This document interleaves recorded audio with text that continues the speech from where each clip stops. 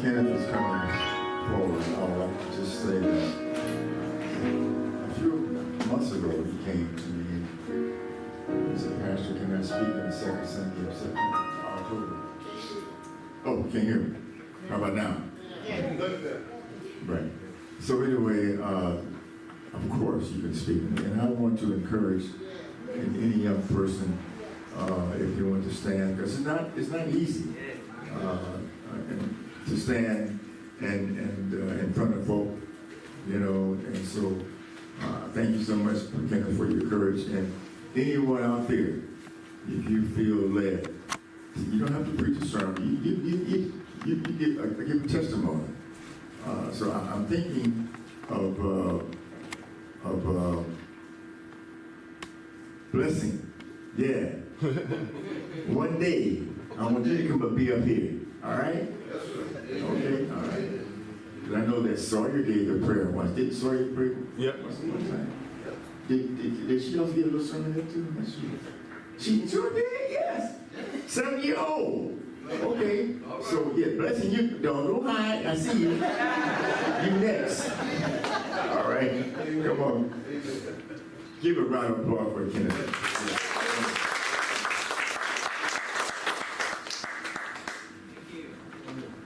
Hello? There you go. Thank you for that introduction. With that being said, I'll just jump straight into my scripture.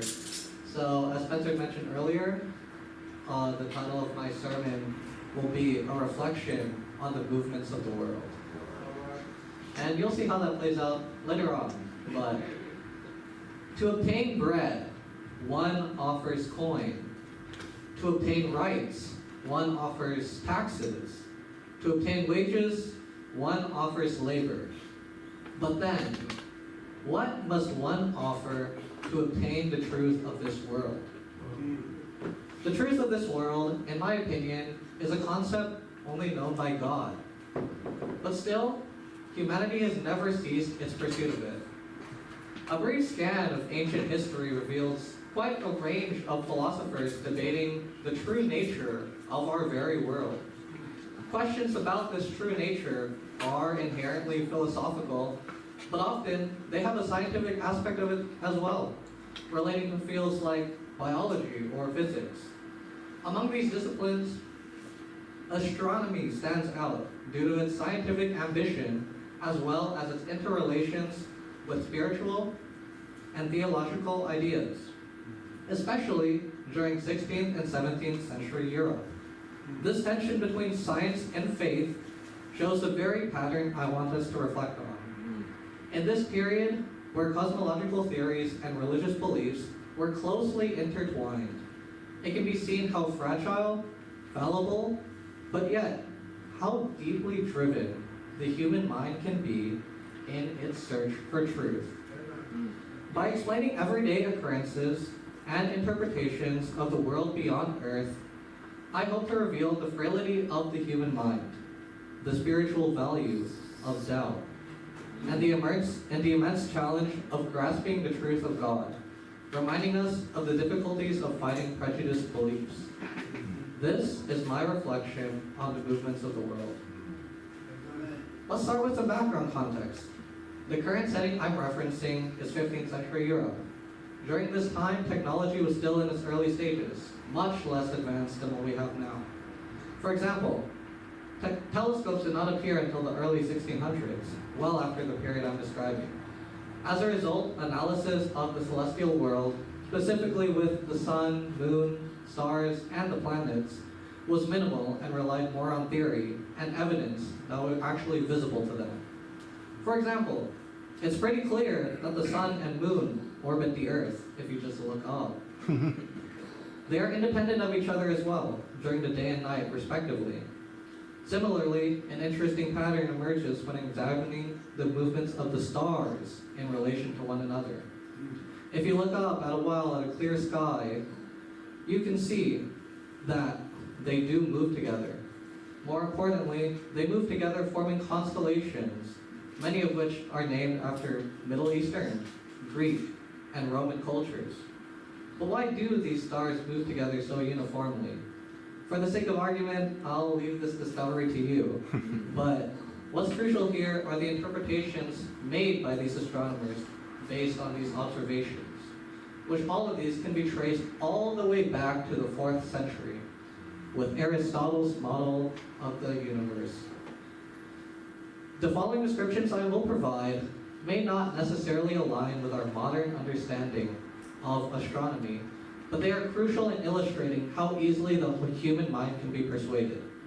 By going through this process, I hope you will gain understanding of why we should always doubt what we believe to be true.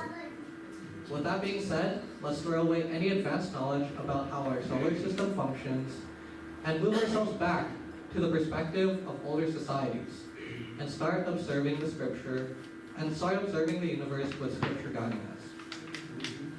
So let's begin with a simple experiment. Let's take a ball, rise it to the air, and drop it. It falls to the ground.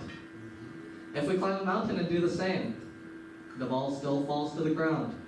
No matter where we stand on Earth, right here, a mile away, or on the opposite side of the globe, the ball still falls towards the ground. From this, it's reasonable to conclude that everything falls towards the Earth's center, no matter where you are. With no knowledge of gravity or space, one could naturally assume that the Earth rests at the bottom, or even the center of the universe, with all things drawn towards it. Now, let's look upwards. The stars appear to move across the night sky in perfect unison, forming constellations that have been recognized since ancient times.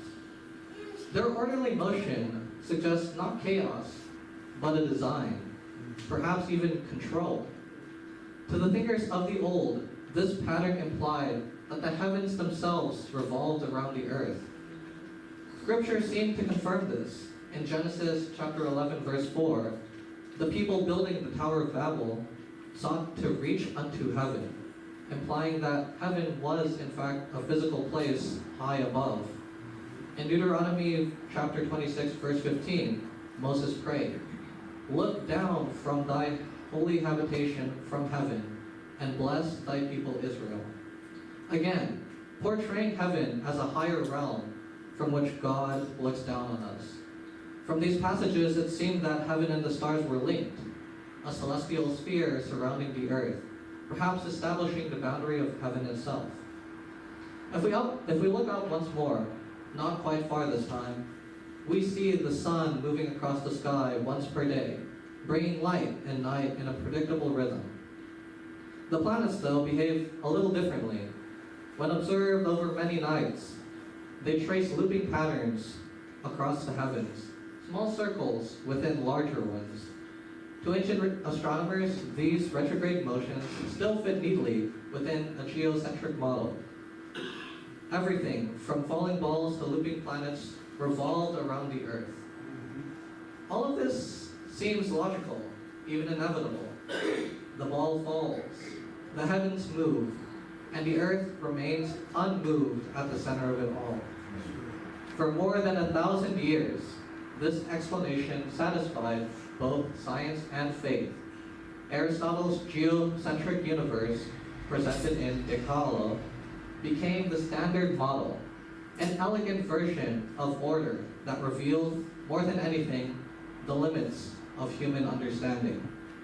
For centuries, these limits went unchallenged. Observation gave humanity its first sense of cosmic order, but not yet the courage to question it. The next great shift would come not from what people saw, but how they thought about what they saw. This summary of information I just provided represents about as much understanding, if not the bare minimum, that a person well-versed in astronomy and theology during that time would have. While in our modern age, we may immediately reject that the Earth is at the center of the universe, similar to the notion how the Earth is flat. It is only through our modern technology that we have been able to prove to ourselves that the Earth is not at the center of the universe. So then, how is this theory still so widespread in 17th century Europe, despite the telescope providing compelling scientific arguments against it? Because truth alone cannot change minds. The will to accept it must come first. That was the error many made during this time, and is why the world stood still for so long. You may think I use the phrase movements of the world in a metaphorical sense, which you'd be right, but there is also a literal component to that title. There was a man who dared to move the world in more ways than one, believing not that the earth was stagnant at the center of the universe, but instead rotated around the sun, challenging the very fundamentals of Christian belief at that time. Geocentrism, the central model of how the universe functioned, which stood for over 1,000 years, aligning both the scientific and theological reasoning, was about to be taken down in the span of a century. Let me tell you the story of how the world began to move.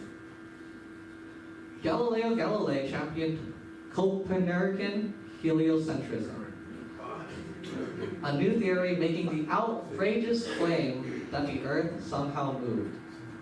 The Earth moves? I just spent the first 5 to 10 minutes giving explanations about why the Earth has to be at the center of the universe. This is the Copernican revolution. Imagine that over 1,000 years, people believed that the Earth was at a standstill, with everything else moving around it. Then, a new group of people arrived in town and asked, hey, what if the Earth moves? What if Earth were not at the center of the universe, unmoving and unchanging, with the heavens and heavenly bodies rotating around it? How could this be? Just as it's now common knowledge that the Earth orbits the sun, it was once common knowledge that the Earth was at the center of the universe. Something that was even more outrageous to the Catholic Church at the time, however, was the fact that a commoner was explaining this different interpretation of the scripture to align with these newfound claims. This, of course, is a massive deal in theology. The primary reason for the existence of so many denominations of Christianity, after all, is due to the different interpretations of scripture. The different interpretations lead to different beliefs of Christianity, leading to different practices, but I digress. For a person who is Catholic to explain their own interpretation of the scripture differing from the standard was simply unfathomable at the time. Even if applied more generally, if one single person interpreted and stuck by his interpretation of the scripture that differed from the theological standard, there's a good chance they would be labeled as a heretic. Of course, during this time, the evidence and observations offered by Copernicus, Galileo, their predecessors and ancestors, were sufficient in disproving that the Earth was at the center of the universe. Still, it was ultimately the frailty of the human mind that refused to accept this truth. In terms of the Catholic Church, around 1616, church authorities began placing restrictions on their works that defended heliocentrism, with Galileo's book specifically having to be rewritten because it was too radical. Hence, it's more theoretical now in the way it's written. But simply put, what I'm highlighting through this example is the inherent predispositions that we are often born with and their adverse effects on our livelihood. But to be frank, the shift from geocentrism to heliocentrism did not impact the layman at the time. While the discovery that the Earth moves on its own is impactful in a scientific sense, let's be honest, we can't really tell if we're moving right now. This perhaps was another reason why people had a difficult time comprehending this fact that the Earth moves on its own. But for those in a position of more knowledge, more influence over the people, like the theologians at the church, it is more unacceptable for them to condemn such an interpretation of the scripture when it aligns with the scientific truths of the world. So then, what should have been done? The Catholic Church was already in a difficult position during this time. With the Protestant Reformation taking place, the Catholic Church was already losing a considerable amount of influence and power. Hypothetically, if the Catholic Church were to accept the interpretations of Scripture that align with the fact that the earth moves on its own, it would be conceding one of its major practices to Protestantism by allowing a regular person to interpret the scripture. Nevertheless, it is still important to align these religious and scientific thoughts, and the way that we should achieve this is through doubt. To doubt is to refine. By doubting, we place ourselves in a vulnerable position, accepting the possibility that we might be wrong. Yet, through that vulnerability, we can reach a stronger conviction of belief by understanding why we are right. In my previous message, I emphasized the importance of open conversation. Open conversation is rooted in belief and grounded in doubt. But how can this be? Because belief and doubt are two sides of the same coin. Through belief, we find evidence that supports our faith and come to know why we hold it. But through doubt, we learn to interpret that evidence from new perspectives, seeing it not as one-dimensional, but as something multifaceted, capable of deepening our understanding of what we believe. But isn't doubting a bad thing? Why would we doubt our understanding of God's creation or our belief in His nature? In Job chapter 38, verses 1 through 18, God speaks to Job in a whirlwind after Job has wrestled with the question of why he suffers despite his innocence. In response, God challenges Job with a series of questions, asking where he was when the earth's foundations were laid, whether he could command the morning or comprehend the depths of the sea. These questions reveal the vastness of divine wisdom behind human reach. God does not explain Job's suffering, but instead comforts him and his friends with the limits of human understanding. We may not always know why things happen. Perhaps we will never know. But for that very reason, we must doubt our own presumptuous understanding of God's will. We are not doubting God Himself, but our limited interpretation of Him. Somewhere, beyond our reach, God's truth exists. But do we really think in just 2 millennia we have grasped the fullness of His very truth? This precisely is what lies at the heart of dissatisfaction surrounding Galileo's trial. The Catholic Church, in its authority, interpreted Scripture to conform with the scientific theories of its time. Yet, when these theories began to falter, the Church clung to its old interpretations, refusing to consider new ones. By adhering to a narrow view of the world based on Scripture, it overlooked other truths that Scripture might hold. This pattern didn't just end with geocentrism, it reappeared with heliocentrism, when people were using the Bible to justify the sun as the center of the universe. When we interpret the Bible, we must do so, knowing that we might be wrong. For we are mere humans before God, unable to comprehend His full intention. By keeping doubt within our beliefs, we protect ourselves from being bound by outdated understandings and open ourselves to new insight. Tradition provides structure and stability, but it can also resist change. Therefore, tradition must evolve alongside scientific discoveries. By embracing these new understandings of scientific world and refining our interpretation of the universe, we move closer, however slowly it may be, to the truth that God has set out before us. Well now, this begs the question, how do we know we've reached the truth? At the beginning of this message, I quoted, to obtain bread, one offers coin, to obtain rights, one offers taxes. But then what must one offer to obtain the truth of the world? This quote expands upon the nature of trade between humans, showcasing how we transition from trading physical items for physical items to trading physical items for human-created abstract ideas like taxes. And ultimately, questioning what must one trade to obtain an idea that existed before man existed. Taking what I stated previously, only God knows the whole truth of the world.